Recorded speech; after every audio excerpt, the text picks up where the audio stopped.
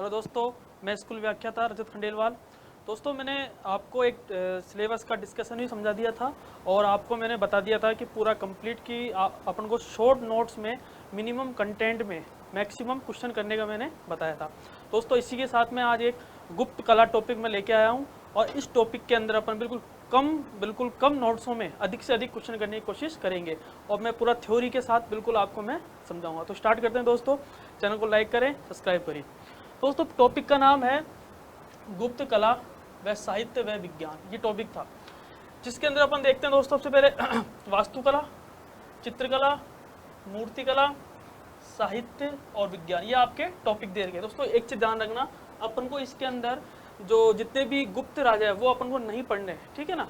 अपन को सिर्फ इनकी वास्तुकला पर, इसकी वास्तुकला है, चित्रकला है, मूर्तिकला, साहित्य और विज्ञान, यही अपन को इस टॉपिक के अंदर पढ़ना है। जो पुराने ओल्ड पेपर है आप देखना, उसमें भी आपको यही टॉपिक दे रखे हैं। तो दोस्तों स्टार्ट करते हैं। सबसे पहले पहला टॉपिक है दोस्तों मंदिर स्थापत्य कला। दोस्तों ध्यान रखना, मंदिर स्थापत्य कला के अंदर अपन देखेंगे कि जो पहला पॉइंट, उत्तर भारत में मंदिर स्थापत्य कला का आरंभ कब प्रारंभ हुआ? गुप्त काल के अंदर मंदिर स्थापत्य कला का जो है प्रारंभ गुप्त काल के अंदर प्रारंभ होता है। फिर दोस्तों एक चीज ध्यान रखना, सबसे इंपॉर्टेंट चीज है, जो मंदिर शैली है, मंदिर शैली है, इसकी तीन शैलियां हैं।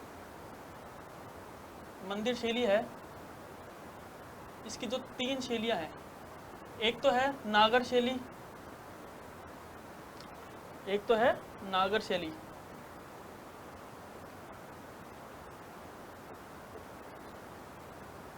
जो कि कहां पर है? उत्तर भारत में। कहां पर है ये? उत्तर भारत में।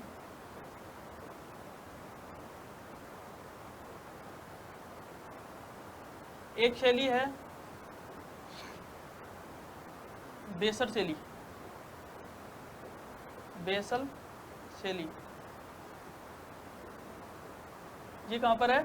हलेबीड, कर्नाटक।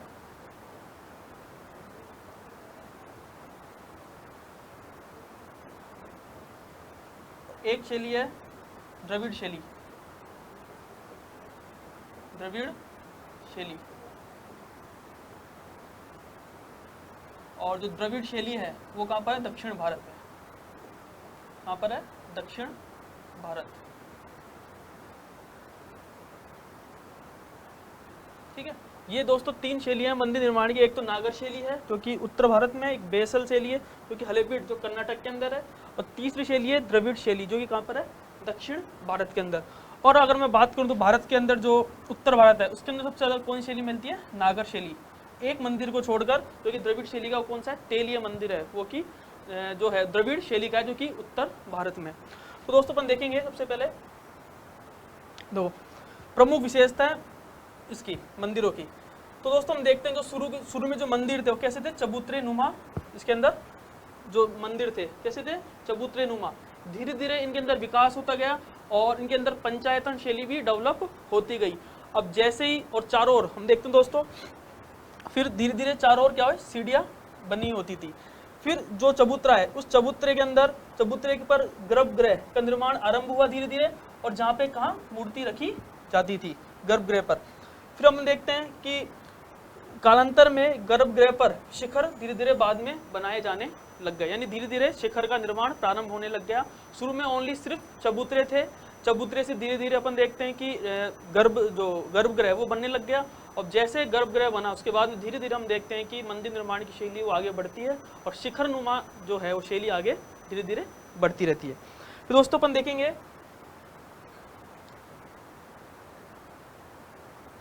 और गर्भगृह के चारों ओर क्या होता है? प्रदक्षिणा पथ होता था, प्रदक्षिणा पथ होता था। फिर हम देखते हैं कि जो आरंभिक मंदिर थे वो किसके अंदर थे? पंचायतन शैली के अंदर बनते थे। जो आरंभिक मंदिर थे, देखो दोस्तों मैं दिखाता हूं मैं,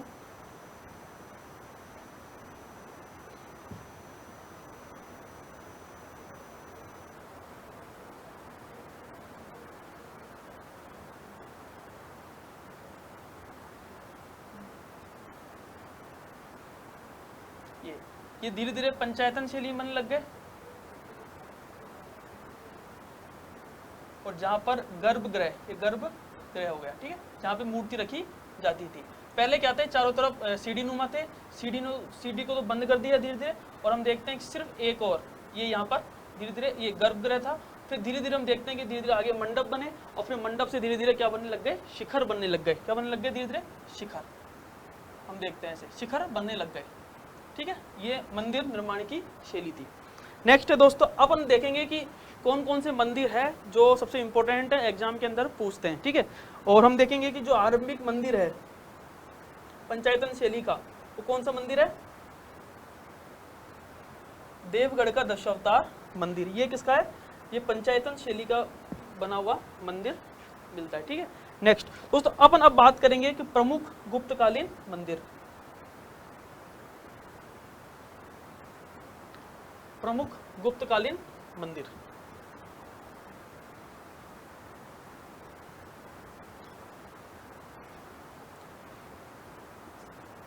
दोस्तों सबसे इंपॉर्टेंट चीज है दोस्तों इसमें कि गुप्तकालीन मंदिर, ये फिक्स है, एक क्वेश्चन एग्जाम से पूछता है कि कौन कौन से मंदिर है, कौन कौन से मंदिर नहीं है, और कौन से जिले के, कौन से राज्य में है। तो सबसे ज्यादा इंपॉर्टेंट यही है कि सबसे ज्यादा मंदिर मिले वो मिले मध्य प्रदेश के अंदर मिले हैं।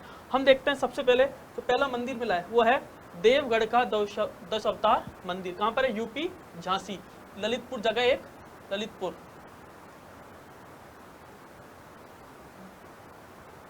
ये और हम देखते हैं कि सबसे इंपॉर्टेंट चीज ये है कि गुप्तकालीन मंदिर स्थापत्य की समस्त विशेषता, यानी इस मंदिर के अंदर जो भी गुप्त स्थापत्य है, उसकी जो मंदिर की शैली है, सारी जो कंप्लीट विशेषता है वो इसी मंदिर के अंदर मिलती है। सबसे इंपॉर्टेंट है कि एक शिखर युक्त मंदिर भी है, यानी शिखर युक्त मंदिर है। यानी शुरू में हम देखते हैं कि जो मंदिर शैली थी शिखर नहीं था, धीरे धीरे डेवलप शिखर होता गया मंदिर के अंदर ऊपर। ठीक है ना, तो ऐसे तो सबसे जो पहला मंदिर है वो हम देखते हैं देवगढ़ का दशावतार मंदिर, जो कि कैसा है, शिखर युक्त मंदिर है। दोस्तों सेकंड मंदिर है नचना कुठार का मंदिर, पार्वती मंदिर, जो कहाँ पर है, अजयगढ़ मध्य प्रदेश के अंदर। हम देखते हैं कि रामायण का सर्वप्रथम अंकन भी इसी मंदिर में मिलता है। तो तीसरा है बुमरा का शिव मंदिर, क्योंकि कहाँ पर, सतना मध्य प्रदेश के अंदर। फोर्थ है दोस्तों कोह का शिव मंदिर, सतना और कहाँ पे, मध्य प्रदेश के अंदर। और पांचवा है तिगुआ का विष्णु मंदिर, जबलपुर के अंदर, मध्य प्रदेश। दोस्तों ध्यान रखना, यही एक मंदिर जो यूपी के अंदर है, यानी अधिकतर अपन देखते हैं कि सारे मंदिर कहाँ मिल रहे हैं, मध्य प्रदेश के अंदर मिल रहे हैं। तो पहला मंदिर कौन सा है, देवगढ़ का दशावतार मंदिर, तो कहाँ पर है, यूपी झांसी के अंदर। फिर हम देखते हैं कि शिखर युक्त जो मंदिर है वो पहला, इसी मंदिर के अंदर हमें जिक्र मिलता है। सारी विशेषता इसके अंदर कंप्लीट जो है, सारी गुप्तकालीन जो मंदिर की विशेषता है सारी इसके अंदर है। सेकंड है नचना कुठार का मंदिर, पार्वती मंदिर, जो कि मध्य प्रदेश अजयगढ़ के अंदर है, सेकंड मंदिर, दोस्तों ध्यान रखना। तीसरा है बुमरा का शिव मंदिर, जो कि सतना मध्य प्रदेश के अंदर है। और चौथा है खोखा शिव मंदिर, वो भी मध्य प्रदेश के अंदर है। और पांचवा है तिगुआ का विष्णु मंदिर, जो कि कहाँ पर है, जबलपुर मध्य प्रदेश के अंदर। एक मंदिर है मात्र, जो कि कहाँ पर है, यूपी के अंदर है। नेक्स्ट दोस्तों अपन देखेंगे और मंदिर है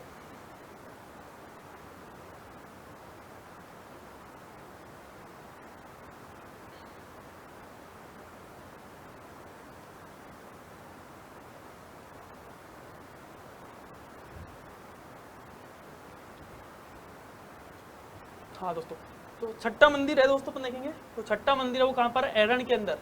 वो कहाँ पर है, विष्णु मंदिर। तो एरन कहाँ पर है, सागर मध्य प्रदेश के अंदर एक जगह पड़ती है, वहाँ पे ये मंदिर है। नेक्स्ट है कोटा का एक मंदिर है, मुकुंदरा मंदिर, जो भी क्यों है, राजस्थान के अंदर है। दोस्तों ये थे जो मंदिर थे जो मेन मैंने आपको बता दिए। अब कुछ ऐसे मंदिर जो ईंटों से भी बने प्रमुख मंदिर है, हम देखते हैं। पहला मंदिर है सिरपुर का लक्ष्मण मंदिर, तो ये कहाँ पर है, रायपुर छत्तीसगढ़ के अंदर, जो कि किससे बना है, ईंटों से बना हुआ है। सेकंड है पहाड़पुर का मंदिर, ये कहाँ है, राजशाही बांग्लादेश, कहाँ पर है, बांग्लादेश में।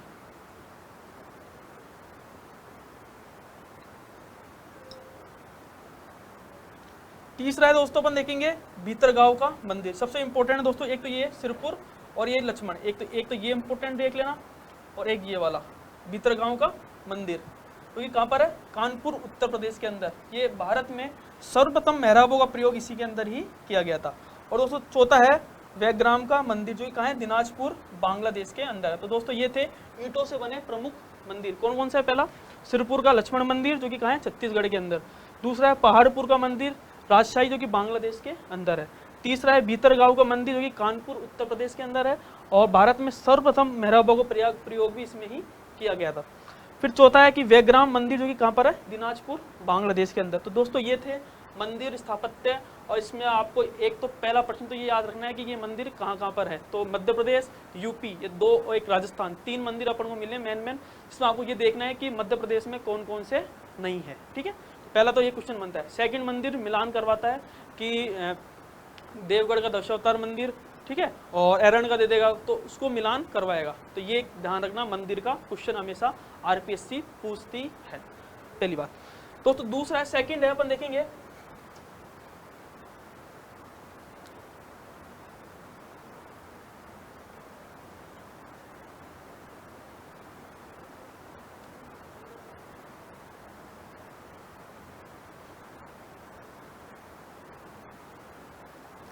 दोस्त, सेकंड है मूर्ति कला। सेकंड क्या है, मूर्ति कला। तो 3 इसके जो पॉइंट है, मेन दे रखे हैं इसके पॉइंट, 3 दे रखे हैं। देखो कौन कौन से हैं, मूर्ति कला, मूर्ति कला के 3 केंद्र दे रखे हैं। एक तो है मथुरा, एक है सारनाथ, एक है पाटलिपुत्र। 3 प्रमुख केंद्र मूर्ति कला के। दोस्तों ध्यान रखना, गुप्त कालीन मूर्तियां मौर्योत्तर कालीन मूर्तियां जितनी सुंदर नहीं है, लेकिन इनमें नग्नता का भी अभाव है। हम देखते हैं कि जो मूर्ति जो सबसे अच्छी बनी वो बनी थी मौर्योत्तर काल में, ठीक है। सबसे ज्यादा जो मूर्ति बनी है वो सबसे ज्यादा बनी है मौर्योत्तर काल में, लेकिन इसमें नग्नता का भी अभाव है, इतना अच्छा इसमें नहीं दे रखा, लेकिन ठीक है। नेक्स्ट है, इस समय हम देखते हैं कि अर्धनारीश्वर की मूर्ति कला, ठीक है, अर्धनारीश्वर की मूर्ति कला, हरिहर की मूर्ति, मकर वाहिनी गंगा, कूर्म वाहिनी यमुना, त्रिदेव की मूर्ति बनना प्रारंभ इसके अंदर हो गई थी। यानी हम देखते हैं, पहला पॉइंट तो यह है कि दोस्तों कि इस समय अर्धनारीश्वर की मूर्ति कला, हरिहर की मूर्ति कला और मकर वाहिनी गंगा और कूर्म वाहिनी यमुना व त्रिदेव की मूर्तियां बनाना प्रारंभ इसके अंदर हो गई थी मूर्ति। तो 3 प्रमुख केंद्र है, मथुरा, सारनाथ और पाटलिपुत्र। ये जरूर दोस्तों ध्यान रखना, 3 प्रमुख केंद्र है, एक तो मथुरा, सारनाथ और पाटलिपुत्र। नेक्स्ट दोस्तों, इसकी विशेषता क्या है,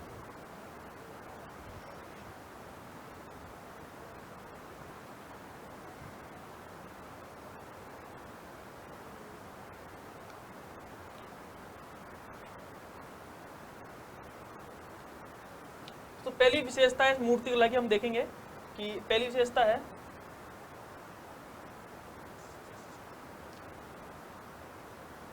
अलंकृत प्रभामंडल, इसकी सबसे मेन विशेषता मानी जाती है। सेकंड है मुद्रा आसन, मुद्रा आसन। तीसरा है आध्यात्मिकता, सबसे इंपॉर्टेंट है भारत के लिए, हम देखते हैं कि आध्यात्मिकता सबसे इंपॉर्टेंट मानी जाती है। चौथी है सरलता, 5 विशेष केस सज्जा। तो ये 5 विशेषता है गुप्तकालीन मूर्ति कला की। पहली तो है अलंकृत प्रभामंडल, सेकंड है मुद्रा आसन, तीसरी है आध्यात्मिकता, फोर्थ है सरलता और 5वीं विशेष केस सज्जा। दोस्तों ये थी मूर्ति कला की विशेषताएं। नेक्स्ट अब बात करेंगे अपन प्रमुख मूर्तियां। दोस्तों ये सबसे इंपॉर्टेंट है, ध्यान रखना, इस मूर्ति कला के अंदर ये टॉपिक सबसे इंपॉर्टेंट है कि कहाँ से क्या क्या मिला है। तो पहला दोस्तों अपन बात करेंगे सुल्तानगंज, सुल्तानगंज से मिला अपन को भगवान बुद्ध की तांबे की मूर्ति। दोस्तों ये सबसे इंपॉर्टेंट ध्यान रखना, 7.5 फीट की, ये ध्यान रखना। कहाँ से मिली, सुल्तानगंज से भगवान बुद्ध की 7.5 फीट ऊंची तांबे की मूर्ति अपन को मिली है। सेकंड है दोस्तों उदयगिरी से एरन से मिली अपन को विष्णु के वराह की मूर्ति अपन को यहाँ से प्राप्त हुई है। थर्ड है सांची व सारनाथ से भी पाषाण मूर्ति अपन को मिली है।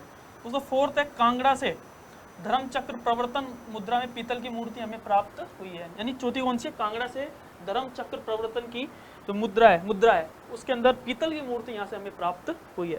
फिर हम देखते हैं कि गुप्तकालीन मंदिरों में 10 अवतार एवं अप्सराओं की मूर्ति भी हमें यहाँ से मिली है। फिर छठी है दोस्तों देवगढ़ से हमें विष्णु की मूर्ति मिली है और काशी व कौशाम्बी से सूर्य की हमें मूर्ति मिली है। तो दोस्तों ये मूर्ति थी कहाँ से मिली। दोस्तों मैं बिल्कुल कम कंटेंट में अधिक से अधिक क्वेश्चन कैसे हुए, ये सबसे बड़ी रणनीति और उसी हिसाब से मैं नोट्स बनवा के लेके आया हूँ, ठीक है ना। तो अपन देखेंगे कि जो मूर्तियाँ मिली है यहाँ से, मूर्तियाँ अपनों कहाँ से मिली है, क्वेश्चन पूछा हुआ है आरपीएससी के द्वारा, तो वही मैंने मैंने लिखी है। तो पहली सुल्तानगंज से भगवान बुद्ध की 7.5 फीट की तांबे की मूर्ति मिली है। उदयगिरी व एरन से हमें विष्णु के वराह की मूर्ति मिली है। सांची व सारनाथ से पाषाण की मूर्ति मिली है। कांगड़ा से धर्म चक्र प्रवर्तन मुद्रा में पीतल की मूर्ति हमें यहाँ से मिली है। और फिर गुप्तकालीन मंदिरों में दशावतार एवं अप्सराओं की मूर्तियाँ भी यहाँ से मिली है। दोस्तों छठा है देवगढ़ से विष्णु की मूर्तियाँ भी यहाँ से मिली है। और हम देखते हैं कि काशी व कौशाम्बी से भी सूर्य की मूर्ति हमें यहाँ से मिली है। तो दोस्तों ये थी मूर्तियाँ, ठीक है ना। यानी पहला अपन ने मंदिर देख लिया और दूसरा पॉइंट अपन ने मूर्ति कला अपन ने देख ली। अब बात करेंगे दोस्तों, तीसरा पॉइंट है चित्रकला।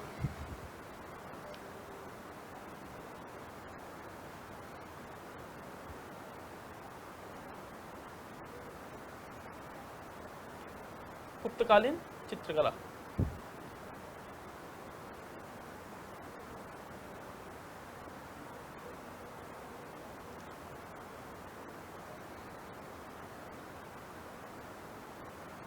देखो दोस्तों, गुप्तकालीन चित्रकला की अगर मैं बात करूं तो अपन देखते हैं कि सबसे पहले आता है अजंता की गुफा। सबसे इंपॉर्टेंट है अजंता की गुफा, इसमें से एक क्वेश्चन बनता है। सेकंड है एलोरा की गुफा, और तीसरी है अपन की बाकी अपन तीनों ही पढ़ेंगे बस मेन ये तो नाम दे रखे हैं मैंने सिर्फ, लेकिन तीन ही अपन को यहाँ पे पढ़ना है। फोर्थ है बादामी की गुफा, पांचवी है सित्तनवासल गुफा, और छठी है सिंगेरिया गुफा। दोस्तों मैंने बिल्कुल कम कंटेंट में अधिक से अधिक क्वेश्चन कैसे सोल्व करें उसी रणनीति के हिसाब से मैं ये लेकर आया हूँ। नोट्स उसी तरह से मैंने बनाए हैं, और मैं आपको यही कहूँगा आप जो पढ़ें तो इन्हीं नोट्सों को एक बार इसको रीडिंग करें, आप देखें पुराने पेपर्स, उसको आकलन करें कि कैसे मैंने इन नोट्सों को मैंने कम से कम कंटेंट में मिनिमम से मिनिमम कंटेंट में अधिक से अधिक क्वेश्चन कैसे सोल्व हुए। यही मेरी रणनीति हमेशा रहेगी, आगे भी यही रहेगी, ठीक है ना। जब भी मैं पढ़ाऊंगा तो मेरा पहला मोटो यही रहेगा कि ताकि बच्चा कम से कम पढ़े और अधिक से अधिक मैक्सिमम से मैक्सिमम नंबर लाने की कोशिश करे। दोस्तों पहली गुफा है अजंता की गुफा। कौन सी गुफा है? अजंता की। कहाँ पर है? औरंगाबाद महाराष्ट्र के अंदर ये गुफा है। तो खोज इसी की थी 1819 में मद्रास रेजिमेंट के लोगों ने। फिर हम देखते हैं टोटल कितनी गुफा है, 30 गुफाएं, यानी 25 तो विहार है और 5 चैत्य है, ठीक है। 25 तो विहार है और 5 चैत्य है। चैत्य मतलब पूजा स्थल, पूजा स्थल। नेक्स्ट अब मैं बात करूंगा दोस्तों, अब मैं अजंता की जो मैं पढ़ा रहा था तो ये यहां से हमें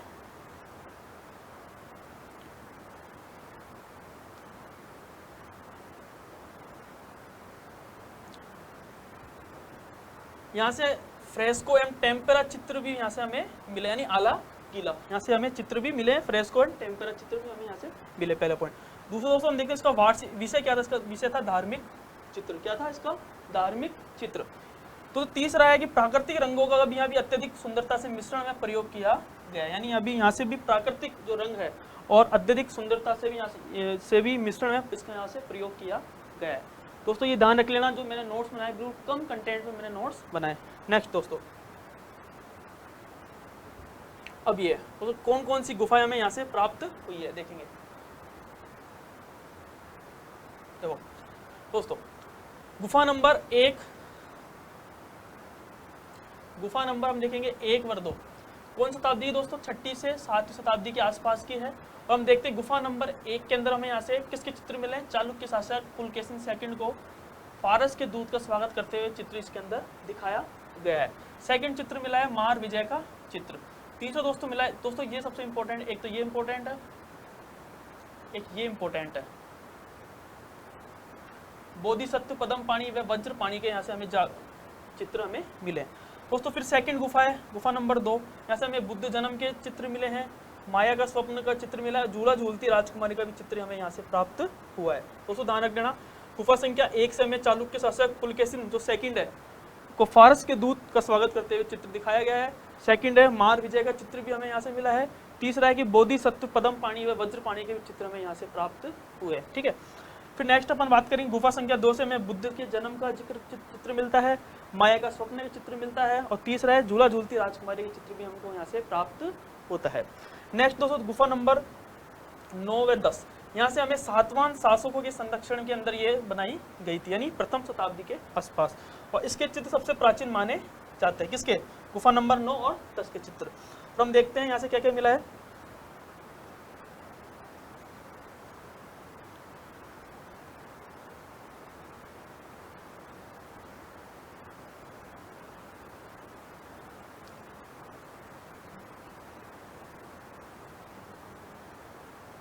दोस्तों देखते हैं सबसे पहले गुफा नंबर 9 10 हम देखते हैं सातवां शासकों के संरक्षण में बनाई गई थी और इसके सबसे प्राचीन हमें यहाँ से मिलते हैं। गुफा नंबर 9 से अपन देखेंगे कि बैठी स्त्री का चित्र मिला है और पुजारियों के दल का स्तूप की ओर जाते हुए चित्र हमें यहाँ से प्राप्त हुआ है। दोस्तों नेक्स्ट है गुफा संख्या 16 व 17। इसका निर्माण वाकाटक शासक हरिसेन के मंत्री वराहदेव ने इसका निर्माण करवाया था। और हम देखते हैं कि गुफा संख्या जो 16 है, यहाँ से हमें मरणासन राजकुमारी चित्र मिला है। गौतम बुद्ध के वैराग्य उत्पन्न होने के 4 दर्शन जो हुए थे उसके भी चित्र हमको यहाँ से मिला है, ठीक है। और गुफा नंबर 17 से हम देखते हैं कि महाविनिष्क्रमण का चित्र और माता व शिशु का चित्र, उड़ती हुई अप्सरा के चित्र हमें यहाँ से प्राप्त हुए हैं। दोस्तों ये ध्यान रख लेना, गुफा नंबर 9, 10 और 16, 17 ये इंपॉर्टेंट है। एक तो ये है ये वाला मरणासन राजकुमारी, ये सबसे इंपॉर्टेंट है, ठीक है। हम देखेंगे कि जो चैत्यों की संख्या है, हम देखते हैं चैत्य 9 है, 10वां है, 19वां है, 26 और 30 है, यानी 5 हमें चैत्र की जानकारी हमें यहाँ से प्राप्त होती है। नेक्स्ट दोस्तों अपन देखेंगे बाघ की गुफा है। बस दोस्तों ये मैं थोड़ा सा ये टॉपिक है चित्रकला वाला, ये थोड़ा सा मैं कराने की कोशिश करूंगा। सेकंड दोस्तों अपन देखेंगे बाघ की गुफा का चित्र।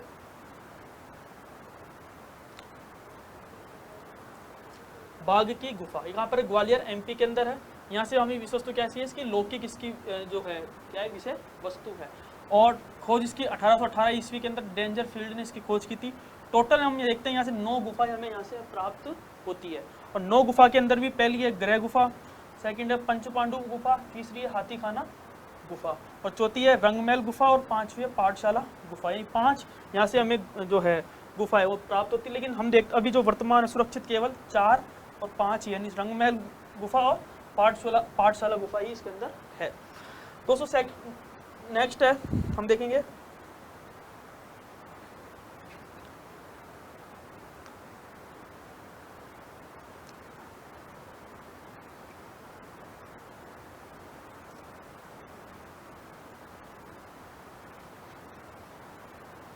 एलोरा गुफा, तो कहाँ पर औरंगाबाद एमपी के अंदर ये है। और इसका निर्माण किसने करवाया था, राष्ट्रकूट राजाओं ने इसका निर्माण करवाया था। कब करवाया, 7वीं से 9वीं शताब्दी के अंदर इसका निर्माण करवाया था। टोटल दोस्तों इसमें देखेंगे 34 गुफाएं, कितनी टोटल गुफाएं 34 के इसके अंदर गुफाएं। हम देखते हैं कि 1 से 12 तक जो चित्र है वो कैसे है, बौद्ध धर्म के, 13 से 29 तक है वो हिंदू धर्म के, और 30 से 34 तक वो किससे, जैन धर्म के हमें यहाँ से चित्र प्राप्त होते हैं। दोस्तों हम देखते हैं कि अब ये दोस्तों चित्रकला हो गई है, मंदिर हो गए हैं, स्थापत्य हो गया है, ठीक है, और मूर्ति कला, ये 3 टॉपिक मैंने आज करवा दिए हैं आपको कि एक तो मंदिर, एक मूर्तिकला और एक चित्रकला, 3 टॉपिक मैंने करवा दी। अब बचेगा एक तो साहित्य और एक विज्ञान, ये 2 टॉपिक है वो मैं आपको कल कराऊंगा। दोस्तों मैंने बिल्कुल कम कंटेंट में अधिक से अधिक देने की कोशिश की है ताकि बच्चा याद कर सके, बार बार इसको रिवीजन कर सके। आप इसको डेली पढ़ो और जो मैंने बता रहा हूँ, जो बता दिया है मतलब जितना भी मैंने बताया है आपको कि बिल्कुल कम कंटेंट में मैंने इसको बताया, इससे कम कंटेंट नहीं हो सकता था। तो आप पुराने ओल्ड पेपर देखो कि उसके अंदर कैसे क्वेश्चन पूछे हुए हैं, ठीक है, मंदिर से क्वेश्चन पूछे हुए हैं कि कौन से मंदिर एमपी में है, कौन से मंदिर नहीं है, ठीक है। तो ये मंदिर ऐसे क्वेश्चन आपके बने हुए हैं बहुत सारे, आप देखोगे चित्रकला हुई या मूर्तिकला हुई, आप देखना पुराने पेपर्स, ठीक है ना, उसके अंदर आपको बहुत सारे क्वेश्चन आपको मिलेंगे कि इनमें से आपको काफ़ी अच्छे से आपको बिल्कुल ईजी रूप में भी आपको याद हो जाएगा। ये मैंने बहुत कम कंटेंट में कराने की कोशिश की है। दोस्तों कल मैं साहित्य और विज्ञान कराने की कोशिश करूँगा और धीरे धीरे मैं बिल्कुल एक एक टॉपिक, मतलब जो टॉपिक दे रखे हैं जैसे गुप्त कला, मुगल कला, ठीक है, और जितने भी नेता है, सामाजिक धार्मिक आंदोलन है, तो एक एक दिन डेली मैं वीडियो डालने की कोशिश करूंगा। और मैं धीरे धीरे अब बिल्कुल नए चैनल यूट्यूब पे तो आ ही गया हूँ और डेली मैं एक एक वीडियो डालूंगा ताकि मेरा एक ही मोटो है कि मिनिमम कंटेंट मैक्सिमम क्वेश्चन के साथ मैं काम करूँगा। ओके, थैंक यू, धन्यवाद। ओके।